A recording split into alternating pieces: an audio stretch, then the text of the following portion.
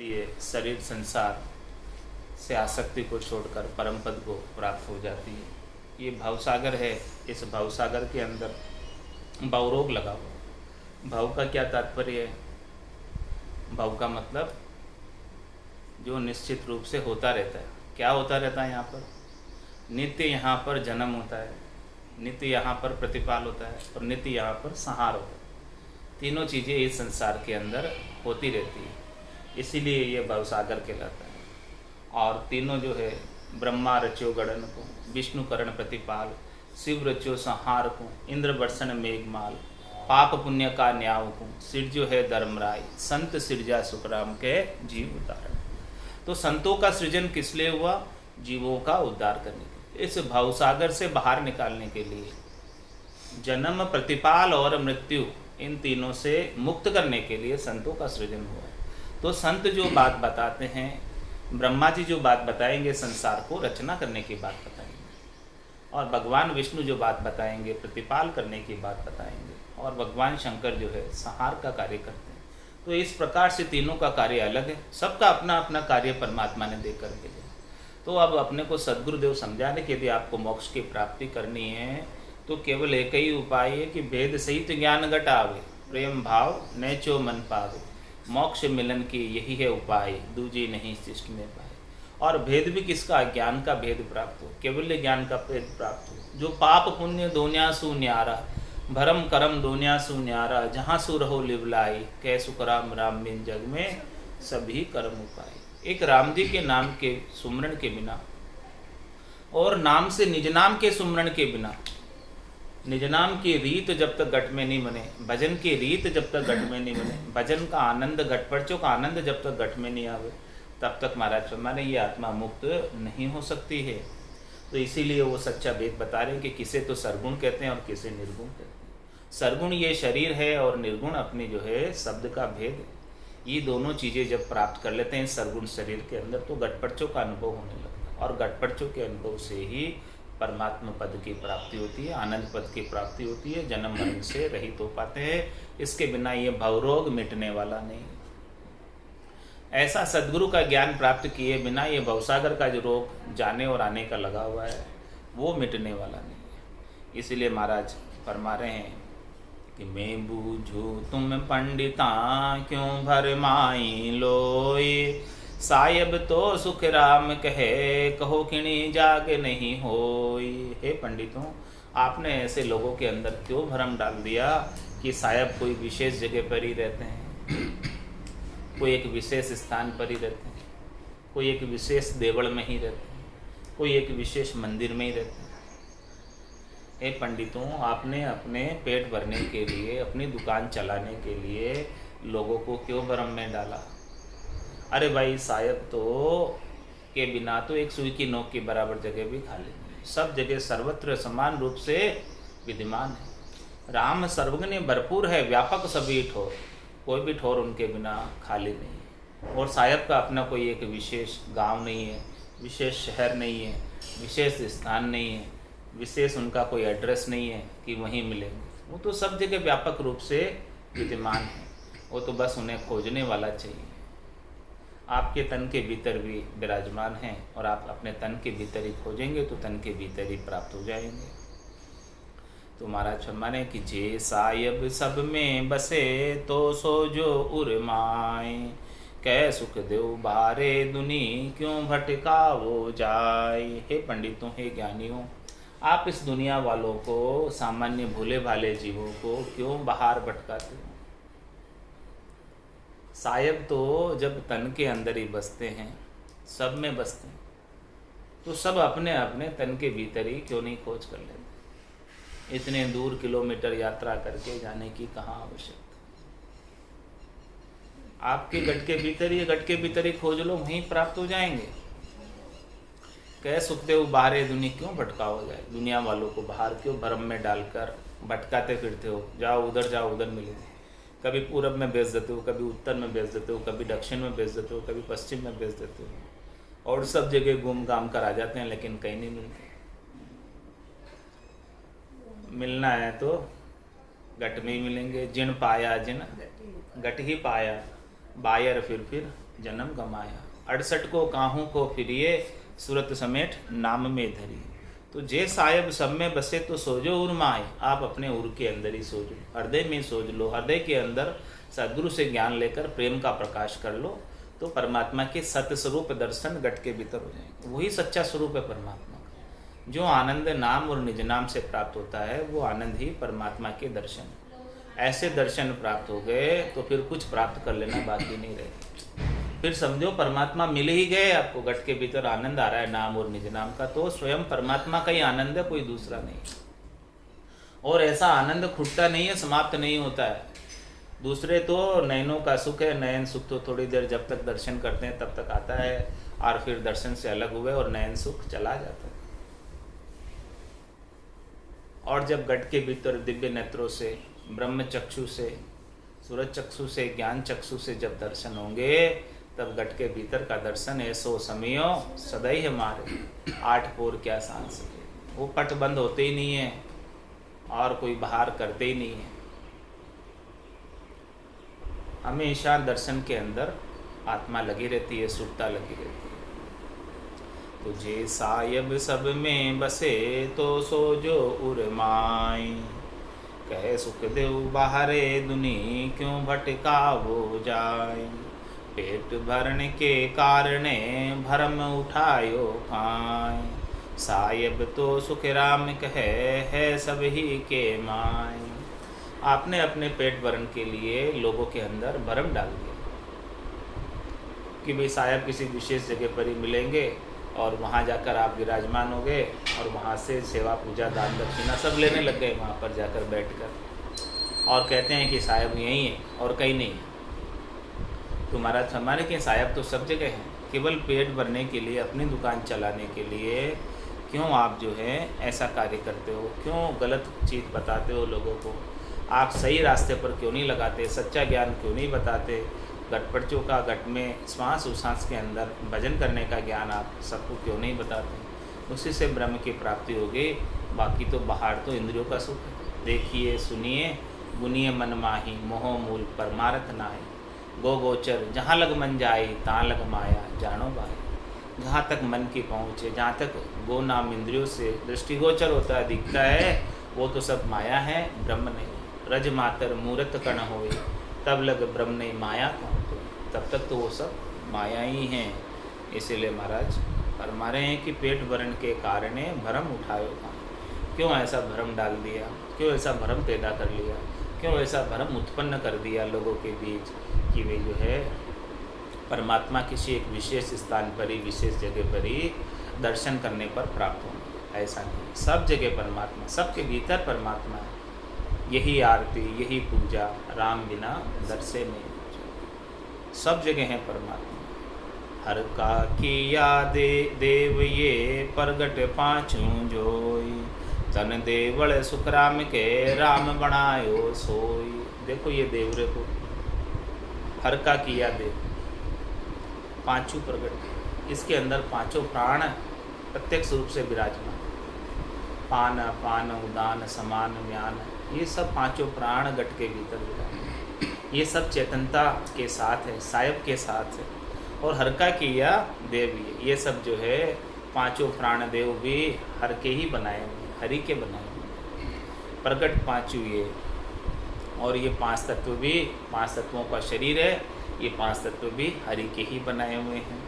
और तन देवल सुखराम के राम बनाए। इस तन रूपी देवल को, तन रूपी मंदिर को किसने बनाया? राम जी ने बनाया, मनुष्य ने नहीं बनाया, राम जी ने। तो राम जी ने बनाया हुआ मंदिर श्रेष्ठ है कि मनुष्य का बनाया हुआ मंदिर श्रेष्ठ है? राम जी का बनाया हुआ मंदिर श्रेष्ठ है। तो महाराज पर इस मंदिर के भीतर दर्शन करो जो राम जी का बनाया हुआ, ये स्वयं राम जी का बनाया हुआ मंदिर है। और इस मंदिर के अंदर स्वयं राम जी निवास करते हैं। ये राम निवास धाम है, इस धाम के अंदर राम जी का निवास है, चेतनता के रूप में, आत्म चेतन के रूप में स्वयं राम जी ही इसमें निवास करते हैं। तो ऐसे राम जी के दर्शन, आत्म साक्षात्कार, आत्मा आनंद घट के भीतर प्राप्त कर लो, सद्गुरु से भेद लेकर, दिव्य चक्षु खोलकर, ब्रह्म चक्षु खोलकर, दिव्य नयन माया का खुलिया, ब्रह्म अखंडित सूझे, कै सुखराम ब्रह्म का कुलिया परम धाम जब सूझे। तो हर का किया देव ये प्रगट पाँचू जोए, तन देवल सुखराम के राम बनाए सो। ऐसे तन को, ऐसे देवल को, ऐसे मंदिर को स्वयं राम जी ने बनाया है। इसके अलावा और किसी की सामर्थ्य नहीं है कि ऐसा अद्भुत शरीर बना सके। वैज्ञानिक बौद्ध लग गए लेकिन ऐसा अद्भुत शरीर किसी से बन नहीं पाया। जैसी राम जी की रचना है, कैसी विलक्षण रचना है, ऐसा शरीर कोई बना नहीं पाया। राम बनाया देवरा तामे में लिया देव, सुन जो सब सुख राम के यहाँ की कर लो सेव। क्या फरमा रहे महाराज, ये राम जी का बनाया हुआ देवरा है, ये राम जी का बनाया हुआ मंदिर है। और तामे मिलिया देव, उसमें स्वयं राम जी देवता के रूप में विराजमान है, आत्मचेतन के रूप में विराजमान है। सुन जो सब सुख राम के या की कर लो से। महाराज फरमा रहे हैं कि सब इनकी सेव करो, यहीं बैठकर ही सेव करो, इनका आनंद लो, इनकी सेवा पूजा करो, इनकी अर्चना करो। तन देवल बिच आत्म देवा, निर्गुण भक्ति भजन है बेव। ऐसे तन देवल के बीच आत्म देव जो विराजमान है, इनकी सेव कर लो। इनकी सेव कैसे होगी? राम नाम की रटना से सेव। जितना अधिक राम नाम का बैठकर सुमरन करेंगे, ध्यान लगाएंगे, गठपरचों का अनुभव करेंगे, तो ये तन देवल के अंदर आत्म देव की सेव होगी। और आत्म देव परमात्म देव का अंश है, ये स्वयं परमात्मा का ही स्वरूप है। ऐसे जो है निर्गुण परमात्मा का बोध गट के भीतर करो।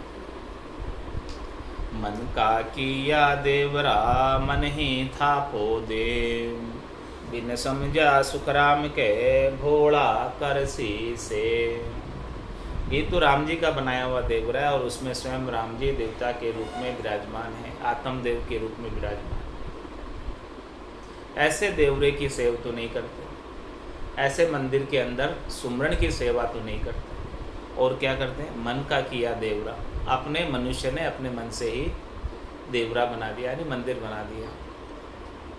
ईंट और पत्थर से, रेत और सीमेंट से चुनकर। मन का किया देवरा मन ही था पो देव, और अपने मन से ही एक मूर्ति गढ़ के ले आए और बैठा दी कि भाई ये हमारे भगवान की मूर्ति, मन से बना। मन का किया देवरा मन ही था पो देव, बिन समझा सुख राम कहे भोला करसी से। जो नहीं समझते हैं सच्चे ज्ञान को, जो नहीं समझते हैं सच्चे मंदिर को, जो नहीं समझते हैं परमात्मा के मंदिर को, वो सेव उधर करते, वो उधर जाकर सेवा पूजा करते, वो उधर जाकर अर्चना करते। जो समझते हैं वो तो नहीं करते। जो समझ गए सच्चा ज्ञान कि सच्चा मंदिर कौन सा है और सच्चा देव कौन सा है, ये तो किसके समान है? जिस प्रकार से बालक जो है खेल खेल के अंदर, रेत के अंदर मंदिर बना लेता है। बालक बेलू मंदिर बनाया, तामे बसी कहो पूर्ण सच पाया। उसके अंदर न तो वो वास कर सकता है और न वो उसके अंदर सांच को प्राप्त कर सकता है। मन से ही खेल खेल में बना दिया रेत के अंदर, और फिर जब है वो खेल खत्म हो गया, बिगाड़ कर गिरा गया। उसी प्रकार से महाराज में आप अपने मन से ही किया देवरा है। मन का किया देवरा मन ही था पो देव, अपने मन से ही बना दिया कि भाई ये देव है, इस आकार में ये देव है, इस आकार में ये देव है, इस आकार में सब बना दिए ऐसे आकार। महाराज में वो असली तो नहीं है, वो तो इस असल की नकल बनाई हुई। हाँ, खिलौने का मोबाइल, बच्चा समझ जाता है खिलौने का मोबाइल है तो वो नहीं खेलता, फिर उससे जब तक नहीं समझता है बच्चा तब तक खेलता है। फिर जब उसको असली मोबाइल पता चल जाता है कि असली मोबाइल कौन सा है, तो फिर वो खिलौने का मोबाइल उसको पकड़ाओ, क्या करेगा? फेंक देगा। ये नहीं चाहिए मुझे तो असली वाला चाहिए, डैडी का मोबाइल चाहिए, मम्मी का मोबाइल चाहिए मुझे। हाँ, ऐसा ही करता है बच्चा, जब तक नहीं समझता तब तक खिलौनों के मोबाइल से खेलता है। इसी प्रकार से महाराज हमारे कि मन का किया देवरा मन ही था पो देव, बिन समझा सुखराम के भोला कर सी से। जो नहीं समझते हैं वो तब तक उसकी सेवा पूजा अर्चना सब करते, और जिस दिन समझ जाते हैं उस दिन तो सेवा पूजा अर्चना फिर ऐसी नहीं रहती है। फिर तो कहते हैं कि यही आरती यही पूजा, राम बिना दर से नहीं दूजा। और ऐसो समियो सदैव हमारे 8 पोर क्या सांझ सवेरे। अब हमारे सांझ सवेरे की सेवा पूजा नहीं रह गई, हमारे तो 8 पोर की सेवा पूजा गट के भीतर ही चल रही है, गट के भीतर ही हो रही है। सुमरण की सेव हो रही है, गोल माला सुमरण की फिर रही है गट के भीतर, राम नाम के सुमरण की हो रही है। साईं देवल मांडियो अजब अनुपम आय, तामे सुन सुखराम के 3 लोक सब माय। देखो ये कितना अद्भुत देवल बनाया परमात्मा ने। जो बाहर सारा ब्रह्मांड में है वो सब चीज़ें सांकेतिक रूप से पिंड में, पिंडे सो ब्रह्मंडे ब्रह्मंडे सो पिंडे, ऐसा अजब अनुपम देवल बनाया। साईं देवल मांडियो अजब अनुपम आय, ऐसा अद्भुत देवल बनाया, मंदिर बनाया है, तन बनाया है, मनुष्य देह बनाई है। तामे सुन सुखराम के 3 लोक सब माय। इस गट के भीतर तीनों लोक है, स्वर्ग भी है, मृत्युलोक भी है और पाताल भी है। इसमें इस तन के खंड पिंड ब्रह्मांड तीनों लोक इस गट के भीतर। तो तामे सुन सुखराम के 3 लोक सब माय। तो तीनों ही लोक में घूमना है तो गट के भीतर ही खंड पिंड ब्रह्मांड में सद्गुरु से भेद लेकर शोधना कर लो शब्द के साथ, सब जगह का अनुभव हो जाएगा। स्थान स्थान पर कमल कमल पर आनंद की प्राप्ति हो जाएगी। सब दर्शन 33 कोटि देवता आपके गट के भीतर विराजमान, उन सब के दर्शन भी गट के भीतर ही हो जाएंगे। मन का किया देवरा यो मन पूजे जोय, तब लग सुन सुखराम के हर सूबे मुख होय। आपने मन से ही देवरा बना दिया, मन से ही मंदिर बना दिया और मन से ही मानकर मूर्ति स्थापना कर दी उसमें। तो मन का किया देवरा यो मन पूजे जो, मन ही पूज रहा है उसके अंदर मन ही पूज रहा है। तो तब लग सुर सुखराम के हरि सूबे मुख होय। तब तक तो महाराज हमारे आप सच्चे हरि से तो विमुख ही रह गए, सच्चे हरि का तो दर्शन हुआ ही नहीं। ये तो केवल इंद्रियों का सुख मिल रहा है, देखने का सुख मिल रहा है, चरम चक्षुओं का सुख मिल रहा है। वो सच्चे हरि तो इंद्रियातीत है, इंद्रियों से देखने में आते नहीं है। राम कागदा ऊपर मंडे नहीं और मुख और दिव्या पे आवे नहीं। रूप देख देखण के माई दिष्ट मुष्ट में आवे ना। वो राम जी तो अजोनी है, जन्मे निरंजन निराकार, कोई उनका एक विशेष आकार नहीं है, ऐसे वो राम जी। तो मन का किया देवरा यो मन पूजे जो, इस प्रकार से मन से ही देवरा बना दिया और मन से पूज रहे। तो कौन हुए? मनमुखी हुए। और जो सद्गुरु के ज्ञान से घटपटचों का अनुभव करते हैं वो गुरुमुखी। तो महाराज में आपको गुरुमुखी रहना है कि मनमुखी रहना है? मनमुखी रहोगे तो त्रिलोकी में जाना आना बना रहेगा। 3 लोक का फेरा होई, गाणी बेल फिरे जो सोई, 4 वेद की त्रिगुण माया, लख 84 जीव बंधाया। जब तक इस त्रिगुणात्मक माया के साथ लगे रहोगे, जन्मने का, प्रतिपाल का और मरण का, ये भवरोग है, ये होता रहता है आप इस संसार में। जब तक इस माया के साथ लगे रहोगे तब तक तो इस भवरोग का नाश होने वाला नहीं। तो मन का किया देवरा यो मन पूजे जोई, मन से ही देवरा बना दिया और मन से ही पूज रहे। तो मनमुखी हुए कि गुरुमुखी हुए? मनमुखी। तब लग सुने सुखराम के हर सूबे मुखो। जब तक मनमुखी रहोगे, जब तक इंद्रियों का सुख लेते रहोगे, तब तक तो हरि से विमुखी रहोगे, क्योंकि इंद्रियातीत हरि है, उनका आनंद प्राप्त नहीं हुआ, सद्गुरु से वेद नहीं मिला। इसलिए हर का किया देवरा तिन में सब ही देव, हर वाही सुखराम के कर लियो वाकी से। महाराज ये देवरा जो तन देवल बनाया वो हरि का बनाया। इसके अंदर 33 कोटि देवता है। बाहर जाओगे तो 1 की पूजा करोगे, 2 की कर लोगे, 3 की कर लोगे, कितने की करोगे? सबको तो नहीं पूज सकते। और एक को पूजोगे दूसरा नाराज हो जाएगा, दूसरों को पूजोगे तीसरा नाराज हो जाएगा। तो इससे तो अच्छा है कि इस तन देवल के अंदर 33 कोटि देवता है, सब विराजमान। बाहर जाकर पूछते थे जिन्होंने आज दिन तक दर्शन नहीं दिए, लेकिन जब से ये तन के भीतर सेव करने लगे, राम नाम की रटना करने लगे, सदगुरु से भेद लेकर, तो 33 कोटि देवता अंदर घट के भीतर दर्शन देने लग गए। पहले बाहर जिनकी उपासना करते थे, बाहर दर्शन नहीं देते थे, वो कभी नहीं दिए दर्शन, लेकिन अब तन के भीतर उनका दर्शन भी होने लगे।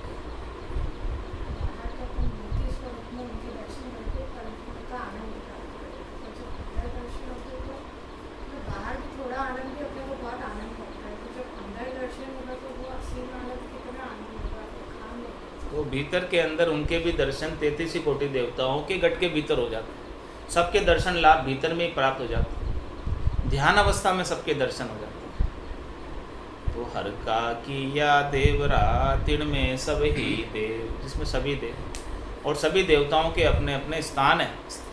सब गट में हृदय में शिव जी का स्थान है, नाभि में विष्णु भगवान का स्थान है, विष्णु लक्ष्मी का स्थान है।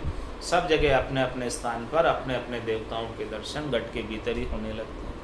तो हर का किया देवरा तिन में सब ही देव, हर वाही सुखराम के कर लियो बाकी से। वो सच्चे हरि भी गट के भीतर ही बैठे और 33 कोटि देवता भी गट के भीतर बैठे, सभी भीतर ही।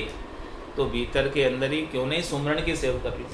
जैसे ही सुमरण की सेव करोगे सबके दर्शन हो जाएंगे, सबका लाभ प्राप्त हो जाएगा, सबकी कृपा प्राप्त हो जाएगी, कोई भी नाराज नहीं हो सके, सबकी सेवा पूजा भी हो जाएगी, सब सज जाएगा भीतर ही भीतर।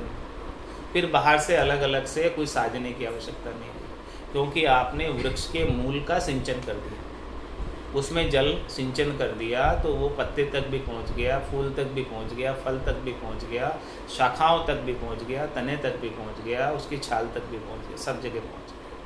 कहीं फिर अलग अलग उसको जल पिलाने की आवश्यकता बाकी नहीं रह गई। तो महाराज हमारे हर का किया देवरा तिन में सब ही देव, हर वाही सुखराम के कर लियो वाकी से। कहाँ कहूँ मन गिवार को समझे नहीं लिगार, कै सुखदेव जी न झूठ संग क्यों उतरोगे पार। इतना समझा रहा हूँ इस मन गिवार को, लेकिन ये मन गिवार समझता नहीं है, लिगार लिगार है थोड़ा सा।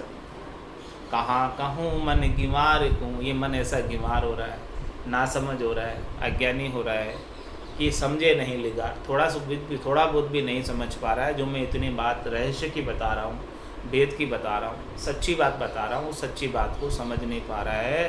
कै सुखदेव जी ने झूठ संग, हमारे इस झूठ के साथ आप जो है पार उतरना चाहते हो, मोक्ष प्राप्त करना चाहते हो, तो कैसे होंगे। असल नाव में बैठोगे तभी तो पार उतरोगे, असल जहाज में बैठोगे तभी तो पार उतरोगे। आप पत्थर की नाव में बैठकर पार उतरना चाहते हो, तो पत्थर की नाव से तो नहीं उतर सकते। ये राम नाम की नाव और राम नाम के जहाज के अंदर बैठोगे तभी पार उतर पाओगे, इसके बिना तो पार नहीं उतर पाओगे। तो महाराज जब फरमा रहे हैं, सही ज्ञान बता रहे हैं कि सच्चा ज्ञान क्या है। सरगुण काया आपकी निर्गुण सिमरन सार, ये भक्ति सुखराम के दोनों संग विचार। ये दोनों साथ में भक्ति, सरगुण और निर्गुण दोनों भक्ति हो गई। सरगुण काया आपकी, ये काया आपकी सरगुण है, मंदिर है, देवल है, ये देवल की पूजा हो गई और इसके अंदर 33 कोटि देवता विराजमान है। और निर्गुण सिमरन सार, निर्गुण भक्ति क्या है, सिमरन का सार। अब सिमरन का सार चीज क्या है। सहजा सिमरन जिन घट आया, रोम रोम रसना लिव लाया। और रग रग बोले राम जी, रोम रोम रंकार, सहजा सिमरन होते सो ही सिमरन सार। सिमरन की सार चीज क्या है कि सहज सहज में सिमरन होने लग जाए, राजयोग जागृत हो जाए, निज नाम जागृत हो जाए। बिना निज नाम के सहज का सिमरन नहीं प्राप्त कर सकते। ऐसा सहज का सिमरन ही सिमरन का सार है, तो वो निर्गुण सिमरन सार। इस प्रकार से निर्गुण का बोध हो जाएगा इस सिमरन की सार चीज से। वो सिमरन की सार चीज निज नाम आपको प्राप्त हो जाएगा, तो वो निर्गुण की भक्ति हो जाएगी। और सरगुण की भक्ति, ये काया के अंदर आपका मंदिर है, ये काया, और इस मंदिर में 33 कोटि देवता विराजमान है, परमात्मा स्वयं विराजमान है। उन सब की सेवा पूजा इस सिमरन के माध्यम से हो जाएगी, नाम सिमरन के माध्यम से हो जाएगी। इस नाम रूप लीला का सिमरन करेंगे तो सबकी सेवा पूजा अर्चना हो जाएगी, कोई भी बाकी नहीं रहेगा। तो सरगुण काया आपकी निर्गुण सिमरण सार। ए भक्ति सुखराम के दोनों संग विचार। देखो दोनों भक्ति सज गई केवल एक नाम सुमरण से। श्वास उश्वास में नाम सुमरण कर रहे तो इस शरीर को आनंद आ रहा है, मन को आनंद आ रहा है, इंद्रियों को भी आनंद आ रहा है, सुरता को भी आनंद आ रहा है। और महाराज माने कि जो निज नाम अलग से जागृत हो गया उस सांस उसास का सदगुरु विधि से सुमरण करने से, प्रकार और मकार का रसना कागल्या से श्वास उसास में सिमरण करने से निज नाम जागृत हो गया। तो वो निज नाम आत्मा उसका आनंद ले रही है अपने निरंजन निराकार। तो आत्मा आनंद भी हो रहा है और मनोरंजन भी हो रहा है। मन का रंजन किससे हो रहा है? श्वास उसास के सुमरण से। अब मन जो है कहीं जाता नहीं अलग से मनोरंजन करने के लिए। शब्द रूप रस गंध स्पर्श अब नहीं चाहिए उसको, क्योंकि उसको राम नाम के सुमरण का आनंद प्राप्त हो गया। तो वो आनंद के अंदर मगन रहता है और कुछ भी नहीं कहता, अपना भोग नहीं मांगता, क्योंकि उसे अपना भोग मिल गया राम नाम के रसना से। सुमरण हो रहा है, सेव हो रही है, तो उससे उसका भोग मिल गया। तो सरगुण काया आपकी निर्गुण सिमरण सार। ए भक्ति सुखराम के दोनों संग विचार। दोनों भक्ति साथ साथ चलेगी, सरगुण की भक्ति और निर्गुण की भक्ति दोनों। श्वास उसास में सुमरण करना सरगुण की भक्ति है और आत्म चेतन अपने निरंजन निराकार पद में निज नाम का धुन्यात्मक शब्द का अनुभव करना ये निर्गुण की भक्ति। दोनों साथ। परम मोक्ष जब पावसी हर नित सिमर्या जोई। निर्गुण संग सुखराम के सरगुण भेली होई। परम मोक्ष जब ही मिलेगा जब हर नित्य सिमर्या जो हरि को नितपत सिमरण करेगा, रात दिन सिमरण करेगा, निस्वासर सिमरण करेगा, उसे ही परम मोक्ष प्राप्त होगा। निर्गुण संग सुखराम के सरगुण भी। इस प्रकार से निर्गुण और सरगुण दोनों भक्ति एक साथ हो रही है। इस कैवल्य की भक्ति में निर्गुण की भक्ति भी सज जा रही है और सुरगुण की भक्ति भी सज जा रही है। ऐसी कैवल्य की भक्ति कर लो कि जिसमें और कुछ करना बाकी नहीं रहे, अलग अलग से कुछ भी नहीं करना पड़े, न तो अलग से कोई निर्गुण करना पड़े न अलग से कोई सरगुण करना पड़े। केवल एक भक्ति संभालो कैवल्य की भक्ति, तो इस कैवल्य की भक्ति में सब कुछ सज जाएगा, कुछ भी बाकी नहीं रहेगा। एक साधे सभी सदे और सब साधे सभी जाए। तो सरगुण सुन ममंकार है, निर्गुण यह पिछाण। निरंकार सुखराम के मुख बिन बोले बाण। क्या कह रहे हैं कि सरगुण सुन ममंकार है, सरगुण तो ममंकार है और निर्गुण यह पिछाण। निर्गुण क्या है फिर? सरगुण तो बता दिया, ममंकार जो मायावाचक है मम्मा, और ब्रह्मवाचक क्या है? रर्रा। तो ये निर्गुण का बोध कराता है। तो सरगुण सुन ममंकार है, निर्गुण यह पिछाण। उसे पिछाणो निर्गुण को। अब वो ब्रह्मवाचक रक्कार है ओनली। तो ररंकार सुखराम के मुख बिल बोले बाण। वो ररंकार की ध्वनि जो है, अर्ध नाम की ध्वनि जो है, निज नाम की ध्वनि जो है, सतनाम की ध्वनि जो है, वो का बिना ही मुख से बोले होती है। मुख बिल बोले बाण, मुख से कोई बाणी नहीं बोल रहे हैं, फिर भी वो ररंकार की ध्वनि हो रही है। वो निर्गुण का बोध है। वो बोध हो गया ध्वन्यात्मक शब्द का, तो निर्गुण बोध हो गया। तो सरगुण सुन ममंकार है, निर्गुण यह पिछाण।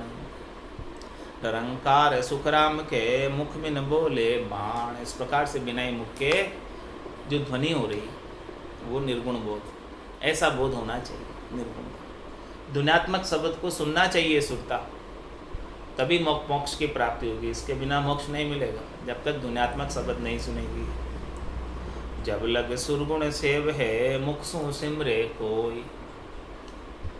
निर्गुण तो सिखराम के बिन रसना सु होई। और क्लियर कर दिया महाराज। कितना क्लियर किया, एकदम खोल के बता दी बात कि जब लग सुरगुण सेव है, मुख सु सिमरे कोई। जब तक इस रसना से, मुखार बिन से राम राम का सुमरण कर रहे हैं, तो किसकी सेव हो रही है? सुरगुण की सेव। ये शरीर को सुख मिल रहा है, इंद्रियों को सुख मिल रहा है, 33 कोटि देवता इससे तृप्त हो रहे, उनको उनकी सेवा पूजा अर्चना हो रही है राम राम का सुमरण करने से, उन सबको पोखड़ प्राप्त हो रहा है। ये तो हो गया सरगुण सेव। अब निर्गुण सेव क्या है? निर्गुण तो सुखराम के बिन रसना सु होई। रसना नहीं चला रहे, फिर भी जो है वो ध्वन्यात्मक शब्द को सुन रहे, वो निर्गुण का बोध। ऐसा निर्गुण का बोध, उससे आत्मा को आनंद प्राप्त होता है।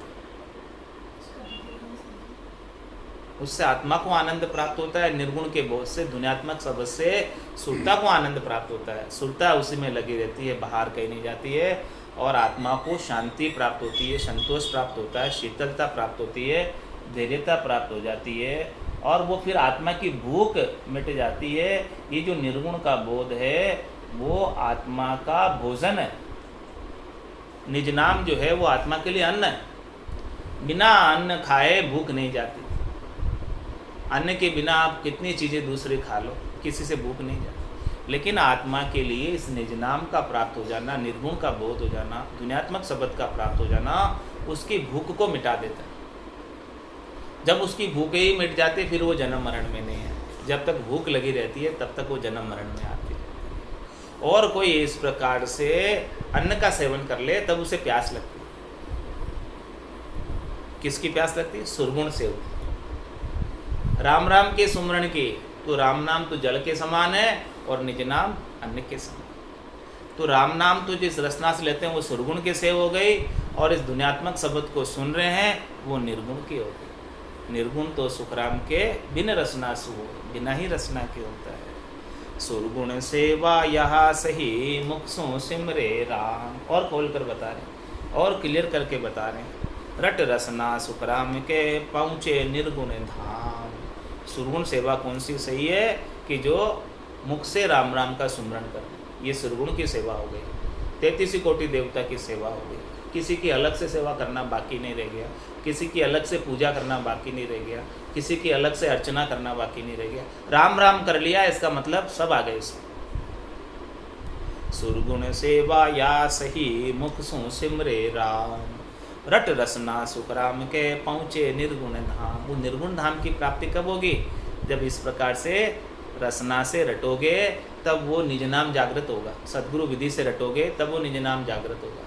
इस प्रकार से सद्गुरु विधि से रटा तो निज नाम जागृत हो गया। दोनों ही सेवा आरंभ हो गई। फिर सरगुण की और निर्गुण की दोनों साथ साथ चलती, अलग नहीं चलती, दोनों साथ साथ चलती। और वो सरगुण के सेव करने से निर्गुण आगे से आगे बढ़ता जाता है, और आगे से आगे बढ़कर परम पद में, आनंद पद में जाकर समा जाता है। और एक दिन होठ कंठ सुखराम के गढ़ चढ़िया बंद हो। जिस दिन गढ़ पे चढ़ जाएगा उस दिन शून्य समाधि लग जाएगी। तो उस दिन होठ कंठ थोड़ी समय के लिए, जब तक समाधि लगी रहेगी तब तक बंद हो जाएगी। उस समय तक थोड़ी देर के लिए सुरगुण की सेवा रुक जाएगी, लेकिन निर्गुण का भयंकर आनंद आएगा। निर्गुण का बहुत भारी आनंद प्राप्त होगा। सरगुण निर्गुण एक है सुन जो इन विद हो। इस विधि से सरगुण और निर्गुण दोनों एक ही है, अलग नहीं। आवो संग सुखराम के मन माना क्यों जाओ जोई। आवो, इसलिए महाराज के हमारे संग आ जाओ, आप हमारे ज्ञान के संग आ जाओ। दोनों की सेवा पूजा आपकी करा देंगे, दोनों भक्ति सजा देंगे आपकी। सुरगुण की भक्ति भी सजा देंगे, निर्गुण की भक्ति भी सजा देंगे, और दोनों सजकर केवल की भक्ति हो जाएगी, परम पद की प्राप्ति हो जाएगी। आओ संग सुखराम के, इसलिए महाराज हमारे ज्ञान के संग आओ, आप देखो, थोड़ा अनुभव करो, इसका आनंद लेके देखो। मन माना क्यों जो हो, आपके मनमुखी क्यों होते हो? आप तो इस ज्ञान को धारण करके आनंद को प्राप्त हो जाओ। बायर पूजो देवरा या सुरगुण नहीं होई। भरमोड़ा सुखराम के नकल बनाई जोई। आप बाहर जाकर मूर्ति पूजा करते हो, देवताओं की पूजा करते हो, और मूर्ति को मानकर अपने करते हो, तो महाराज मन ये सुरगुण नहीं है। इसे आप सुरगुण मानते हो, इसे आकार की पूजा मानते हो, लेकिन ये असली सुरगुण नहीं है। ये तो नकल है, फोटो है, तो ये तो नकल की पूजा हुई, असल की पूजा नहीं। असल की पूजा तो ये सरगुण जो परमात्मा ने बनाया है, ये मंदिर तन देवड़ में, इसके अंदर रटना करो, सेव करो, तो ये असल पूजा हो, ये असल सेवा हो। तो नकली चीज़ से तो कुछ प्राप्त होने वाला नहीं, कुछ हासिल होने वाला नहीं, असल चीज़ से ही हासिल होगा। तो बायर पूजो देवरा या सुरगुण नहीं होई। भरमोड़ा सुखराम के नकल बनाई। जो भरम में पड़े हुए, जिनको सच्चा ज्ञान प्राप्त नहीं हुआ, वो ऐसे नकल बनाकर नकल की ही पूजा करते हैं। इसीलिए महाराज ने परगट हेला देत हूँ सुन जो सब नर नाराय। भक्ति तो सुखराम के दोनों है तन माँ। ये सुरगुण की भक्ति भी तन के भीतर है और निर्गुण की भक्ति भी तन के भीतर है। ये दोनों साथ करोगे तो वो केवल्य पद आनंद पद मिलेगा, इसके बिना मिलने वाला नहीं है। इस प्रकार से महाराज ने सुरगुण और निर्गुण के अंग के अंदर ऐसा निर्णय किया, किसी की आलोचना नहीं की, सही सही बात क्या है वो बताइए। तो अब आपको समझना है, निर्णय अब आपको करना है कि हमें क्या करना है। महाराज ने तो सच्ची बात खोलकर सामने रख दी कि देखो सच्ची बात ये है, अब आपको विचार करना है। शुभ कर्म कर स्वर्गा जावे, अशुभ किया 84, कह सुखराम भक्ति कर केवल परम धाम जन जासी। यदि आपको परम धाम प्राप्त करना है तो ऐसी केवल की भक्ति धारण कर लो, जिससे सरगुण की भक्ति भी सज जाए, निर्गुण की भक्ति भी सज जाए और कुछ भी बाकी नहीं रहे। ऐसा ज्ञान है जिसे प्राप्त कर लेने के बाद कुछ भी प्राप्त कर लेना शेष नहीं रह जाता। ऐसे ज्ञान को महाराज फरमाने की धारण कर लो, धारण करके इस मनुष्य जन्म को सार्थक कर लो, सफल कर लो। ऐसा ज्ञान प्राप्त नहीं होगा तो ये मनुष्य जन्म ऐसे ही अकाज चला जाएगा, बेकार चला जाएगा। और इस बार बेकार चला गया तो फिर कितना समय तक, 43,20,000 वर्षों तक इंतजार करनी पड़ेगी। क्योंकि 4 जुगा का बरस बदीता, 1,03,40 एती मार सहे सिरु पर और सहे सर 20। 4 जुगा बिच एक ही 12, अवसर नर तन पावे और सदगुरु मिलिया बिना जीव सुना फिर 84। एक बार तो अवसर मिला है 4 जुगों के अंदर, 1,84 भुगतर आए, पायो मिनक जमारो, करुणा सुनकर कारज की जो मैं प्रभु दास। 84 लाख जीवाजून भुगत कर आया, 43,20,000 वर्षों तक कष्ट सहकर आया। 84 बंस तो नर देही, भक्ति काज पिछतायो, हल होशियार करो नर सिमरन, यो अवसर अब होशियारी रखने ही कह रहे। तो ये होशियारी किससे आएगी? सदगुरु का ज्ञान समझोगे, सच्ची बात को समझोगे। जब तक ऐसी सच्ची बात की समझ नहीं आएगी तब तक होशियारी नहीं आएगी, तब तक भोड़प में ही रहोगे, भ्रम में ही रहोगे और भ्रम में पड़े हुए सच्ची भक्ति को प्राप्त ही नहीं कर पाओगे। भक्ति भक्ति सब कोई कहे पर भक्ति न जाने कोई, दादु भक्ति भगवंत के देही निरंतर हो। जो देही के अंदर निरंतर रूप से हुए, जिसके अंदर आत्मा के आधार से होने लग जाए, निरंजन निराकार पद के अंदर होने लग जाए, जिसमें देही की अपेक्षा नहीं रहे, तो महाराज मैं जब तक देह रहती है और जब तक श्वासें रहती है इस देही के अंदर तब तक भी आनंद में रहता है। और ये देह चले जाने के बाद, श्वासें खुट जाने के बाद आत्मा स्वयं आनंद में जाकर अवस्थित हो जाती है। फिर वो वापस जन्म धरकर नहीं आती है, फिर उसे मृत्यु का भय भी मिट जाता है। होना था सो हो गया, सुरत शब्द का जोग, संत दास इस देह का नहीं हर्ष नहीं शोक। अब उसे इस देही का भी हर्ष शोक मिट जाता है, निर्भय पद को प्राप्त हो जाता है, निश्चिंत हो जाता है, निशोक हो जाता है, निडर हो जाता है। इस प्रकार से आनंद में जाकर अवस्थित हो जाता है। बोलो राम सद्गुरु देव जी महाराज ने धन्य हो, धन्य हो। परम दयाल सद्गुरु सुखराम जी महाराज ने धन्य हो, धन्य। अनंत श्री सद्गुरु सुखराम जी महाराज के ज्ञान स्वरूप भगवान ने धन्य हो, धन्य हो। केवली भगवंता ने धन्य हो, धन्य हो। जीवा तारण जहाज ने धन्य हो, धन्य। मोक्ष के मालिका ने धन्य हो, धन्य हो। अनंत कोटि संतान ने धन्य हो, धन्य। राम सब